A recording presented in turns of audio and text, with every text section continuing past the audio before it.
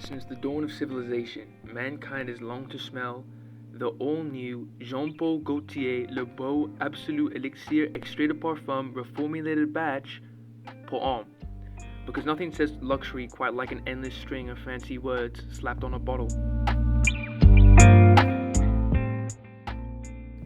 Today, we're diving nose first into the world of fragrances, exploring whether this ancient art has turned into a modern hustle. I'll talk about fragrances as an art form, TikTok's role in fragrance hype, and whether perfumes are really the accessible luxury we've all been led to believe, or just an overpriced mix of alcohol and oils.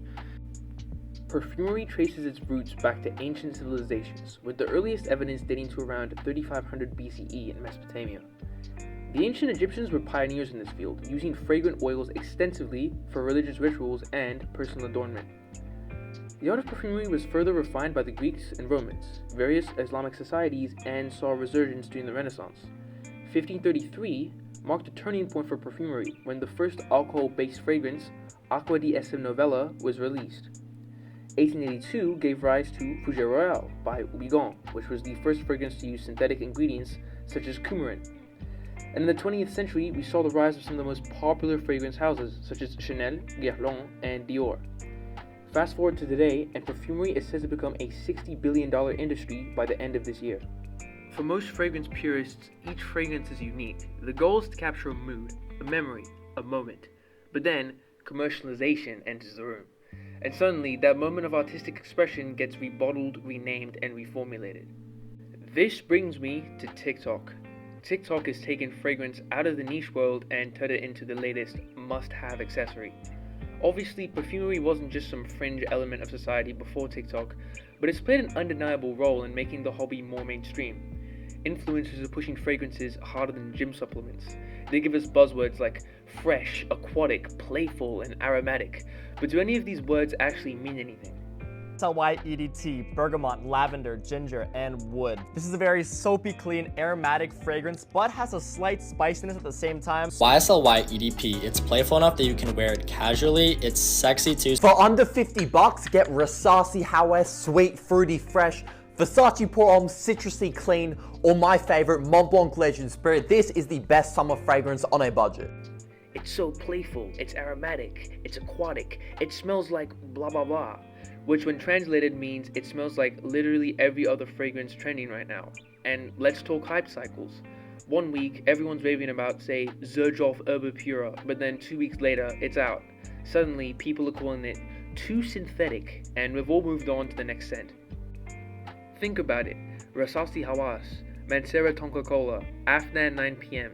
These are all fragrances that were hyped to death on TikTok, but fell out of favor almost as fast as they were hyped. Not so long ago, Latafa Khamra was being lauded as this amazing, better version of Killian Angel Share, and now, no one's talking about it. Here's the deal. Fragrances are marketed as accessible luxury. Unlike a Chanel bag or a Lamborghini, fragrances don't require you to sell a kidney. They're small, relatively affordable, and offer a taste of luxury that feels just within reach.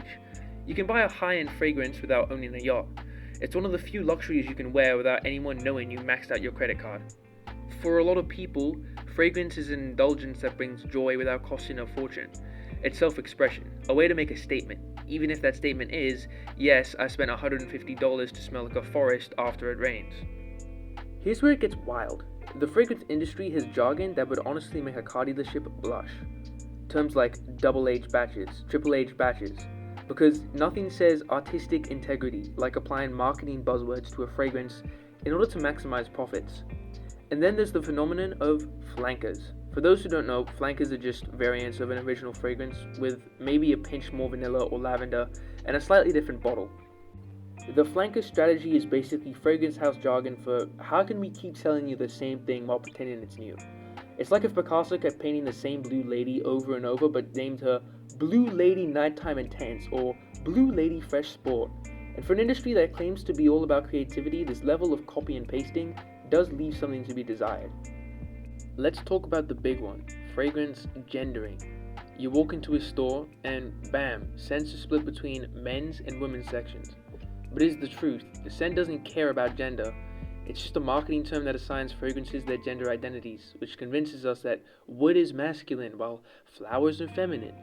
Spoiler alert, a rose doesn't know if it's supposed to be for men or for women. If it smells nice, it smells nice. This brings me on to my next point. Now, if you're deep into fragrances, you've probably heard of the designer versus niche debate. Designer brands are the household names that make other products, think Chanel or Dior. Niche brands, they're the mysterious, expensive indie labels that specialize only in fragrances. Think BDK Parfums, Imaginary Authors, Toscavat, and the like. The thing about a lot of these niche warriors is that they're utterly obsessed with standing out and being as unique as possible.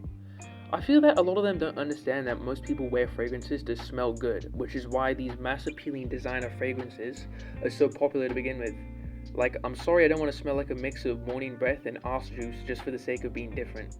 If you really care that deeply about individual artistic expression, you may as well buy a perfume kit and make fragrances yourself. But here's the kicker, just because a fragrance is niche doesn't mean it's high quality or unique. In fact, some niche brands are out here selling dupes of designer fragrances, like Parfums de Marly, charging triple for scents that smell awfully similar to something you could get from a designer brand. That's not niche, that's, well, overpriced copying, which is why I would argue that the whole designer/niche distinction is completely useless. TikTok creator Teddy Haugen has a much better 4-tiered system, so go check him out. Now, that's not to say that niche enthusiasts are the scum of the earth. Preferring such fragrances over mass appealing or designer ones is fine, just don't be an asshole about it. That being said, let's talk clones and dupes. People have mixed feelings about these.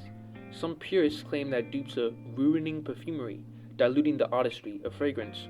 But realistically, clones give people a way to afford a similar scent experience without dropping a fortune. If I can smell like Creed Aventus for $30 instead of $300, well, sign me up. So is this fragrance hype all just a fad? Honestly, there's probably a bit of both at play. Fragrances at their best are art and self-expression. With the influence of TikTok, the avalanche of flankers, and the illusion of niche superiority, it's easy to feel like we're being sold an overpriced bottle of marketing. Whether you think fragrance is art, accessible luxury, or an overpriced hustle, let me know in the comments. Like, subscribe, and thank you for watching.